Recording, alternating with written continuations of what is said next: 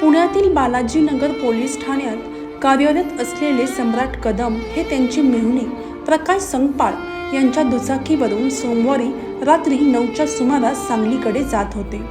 शहरातील सांगली रस्त्यावर मोकाट कुत्रे आडवे आल्याने झालेल्या अपघातात पोलीस अंमलदाराचा मृत्यू झाला. सम्राट काकासाहेब कदम वय 40 असे त्यांचे नाव आहे.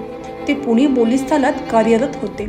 या अपघातात दुचाकी प्रकाश तातोबा संकपाळ हे जखमी झाले आहे. पोलिसांनी दिलेली माहिती अशी की पुण्यातील बालाजीनगर पोलीस ठाण्यात कार्यरत असलेले सम्राट कदम हे त्यांचे मेहुणे प्रकाश संकपाळ यांच्या दुचाकीवरून सोमवारी रात्री 9च्या सुमारास सांगलीकडे जात होते.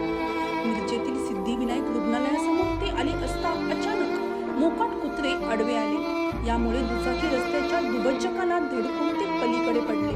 नेमकी याच वेळी समोरून वेगात आलेल्या मोटारीने त्यांच्या डोक्याला ठोकरल्याने ते गंभीर जखमी झाले. त्यांना तातडीने उपचारासाठी रुग्णालयात दाखल करण्यात आले, पण तिथेच त्यांचा मृत्यू झाला.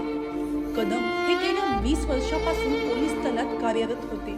त्यांच्या मागे पत्नी, मुलगा असा परिवार आहे. जखमी प्रकाश संकपाळ यांच्यावर रुग्णालयात उपचार सुरू आहे. महात्मा गांधी चौक पोलीस ठाण्यात या अपघाताची नोंद झाली आहे.